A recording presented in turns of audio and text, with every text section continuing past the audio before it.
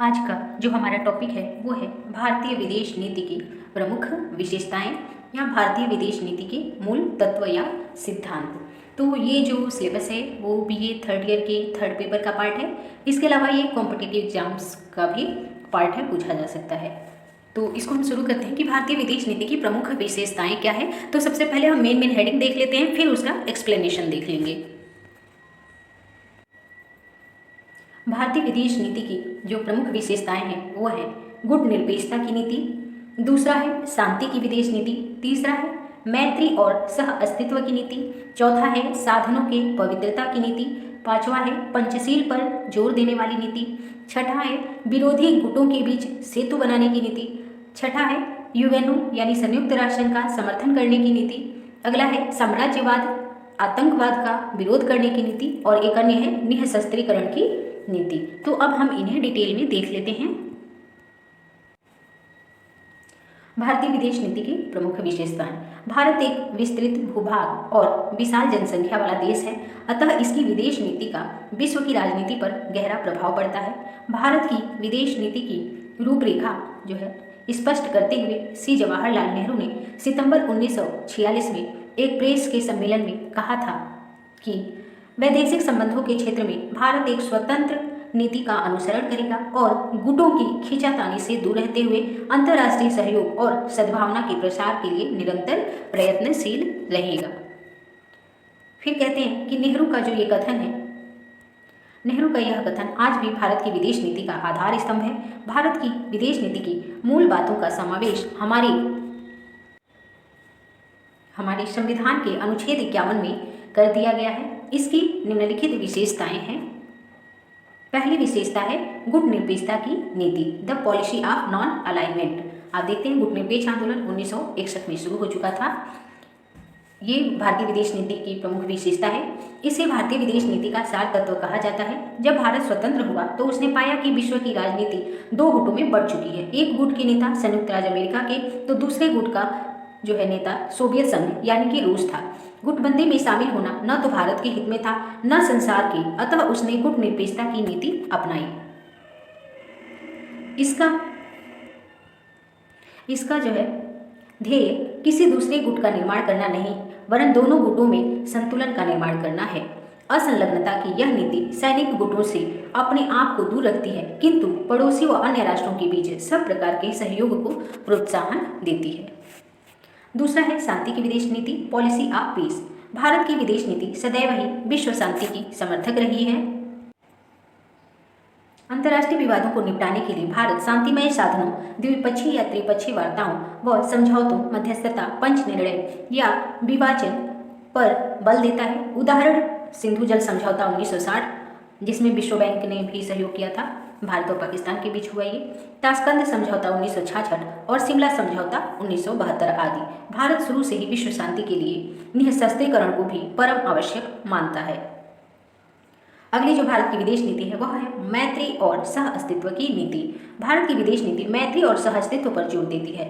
भारत की यह धारणा रही है कि विश्व में परस्पर विरोधी विचारधाराओं में सह अस्तित्व की भावना पैदा होनी चाहिए। इसी कारण भारत ने अधिक से अधिक देशों के साथ मैत्री संधियों और व्यवहारिक समझौते किए। इन संधियों में भारत नेपाल संधि, भारत इराक मैत्री संधि, भारत जापान शांति संधि, भारत मिस्र शांति संधि, भारत सोवियत संघ मैत्री संधि, भारत बांग्लादेश मैत्री संधि आदि उल्लेखनीय हैं।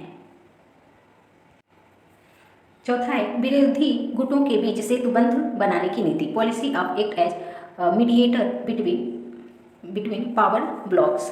भारत अपनी विदेश नीति द्वारा विश्व में परस्पर विरोधी गुटों के मध्य सेतुबंध का कार्य करता रहा है। उसने अब तक कोरिया यानी उत्तर और दक्षिण कोरिया, हिंद, चीन, कांगो आदि समस्याओं के समाधान में महत्वपूर्ण योगदान दिया और दोनों गुटों को समीप लाकर विश्व शांति का आसन्न खतरा दूर किया है। अगला है साधनों की पवित्रता की नीति, यानी जो विदेश नीति का लक्ष्य होता है वो होता है राष्ट्रीय हितों की पूर्ति करना, लेकिन अपने हित की प्राप्ति के लिए भारत ने कभी गलत साधनों का प्रयोग नहीं किया, सदैव साधनों की पवित्रता पर जो है बल दिया है। भारत की नीति अवसरवादी और अनैतिक नहीं रही है। भारत की विदेश नीति महात्मा गांधी के इस मत से बहुत ही प्रभावित है कि न केवल उद्देश्य बल्कि उसकी प्राप्ति का साधन भी पवित्र होना चाहिए। यदि साधनों की श्रेष्ठता में भारत का विश्वास न होता तो 1965 का ताशकंद समझौता एवं 1972 का शिमला समझौता कभी नहीं किया जाता।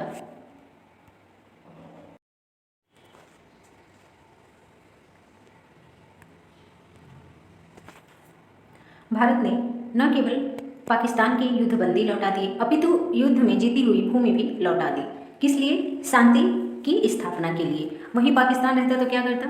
वो अपने राष्ट्रीय हितों की पूर्ति के लिए क्या करता है? आतंकवाद का भी सहारा लेता है, जबकि भारत ऐसा नहीं करता है। भारत जो है शांतिपूर्ण साधनों का प्रयोग करता है अपनी विदेश नीति में। भारत हथियारों का प्रयोग केवल आत्मरक्षा में ही करना उपयुक्त मानता है।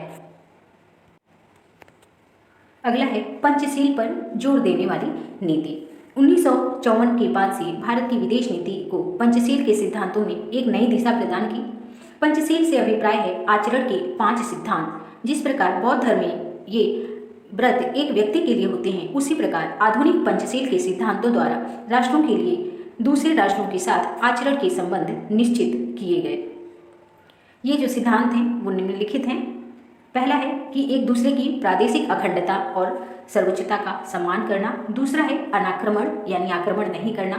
तीसरा है आंतरिक मामलों में हस्तक्षेप न करना। चौथा है समानता एवं पारस्परिक लाभ, यानी जो भी विश्व में भौतिक और प्राकृतिक संसाधन है उनका समानता के साथ पारस्परिक लाभ जो है लिया जाए, अकेले कोई उसका लाभ न उठाए। और पांचवा है शांतिपूर्ण सह अस्तित्व, यानी अपने साथ दूसरे देशों का भी अस्तित्व स्वीकार किया जाए, वह भी शांतिपूर्ण तरीके से। पंचशील के संबंध में एक बात और यह है कि ये जो पंचशील सिद्धांत है सर्वप्रथम 1954 में भारत और चीन के बीच जो है इस समझौते पर हस्ताक्षर हुआ था। हालांकि चीन ने जो है हमें जो है इसके बदले में धोखा दिया। 1954 में इस पर सिग्नेचर हुआ और 1962 में चीन ने भारत पर आक्रमण कर दिया। ऐसे में जो है पंचशील की मोह निद्रा में सोया हुआ भारत इस प्रकार चौंक कर उठ बैठा। उसने पाया कि पंचशील वास्तविकता नहीं भ्रांति थी और भारत की सफलता नहीं कूटनीतिक भूल थी। लेकिन ये चीन के मामले में थी। भारत आज भी पंचशील के सिद्धांतों का वैश्विक संबंधों के निर्धारण में या विदेश नीति के निर्धारण में पालन करता है। अगला है संयुक्त राष्ट्र संघ का समर्थन करने वाली नीति। भारत की जो विदेश नीति है वह संयुक्त राष्ट्र संघ का समर्थन करती है। भारत संयुक्त राष्ट्र संघ की स्थापना करने वाला अर्थात एक संस्थापक सदस्य है जो यूएनओ को विश्व शांति स्थापित करने वाला एक साधन मानता है और उसकी नीतियों में विश्वास करता है। भारत ने यूएनओ के विभिन्न अंगों और विशेष अभिकरणों में सक्रिय रूप से भाग लेकर महत्वपूर्ण कार्य किए हैं। भारत ने आज तक कभी भी अंतर्राष्ट्रीय कानूनों का उल्लंघन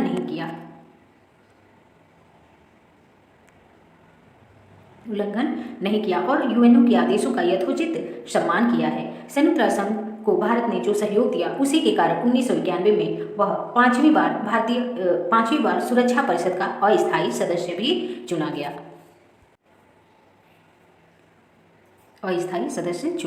1968 में अंकटाड का द्वितीय सम्मेलन बुलाकर भारत ने संयुक्त राष्ट्र संघ में अपनी पुनः निष्ठा प्रदर्शित की।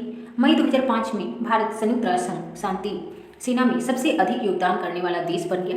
पंडित नेहरू ने स्पष्ट स्वीकार किया था कि हम संयुक्त राष्ट्र संघ के बिना आधुनिक विश्व की कल्पना भी नहीं कर सकते। तो इस प्रकार आपने देखा कि भारतीय विदेश नीति की जो महत्वपूर्ण विशेषताएं हैं वो हैं गुटनिरपेक्षता की नीति, पंचशील पर जोर देने वाली नीति, शांति की विदेश नीति, यूएनओ का समर्थन करने वाली नीति, मैत्री और सहअस्तित्व की नीति, साधनों की पवित्रता की नीति, विरोधी गुटों के बीच सेतु बनाने की नीति या मध्यस्थता करने की नीति और साम्राज्यवाद तथा आतंकवाद का विरोध करने की नीति।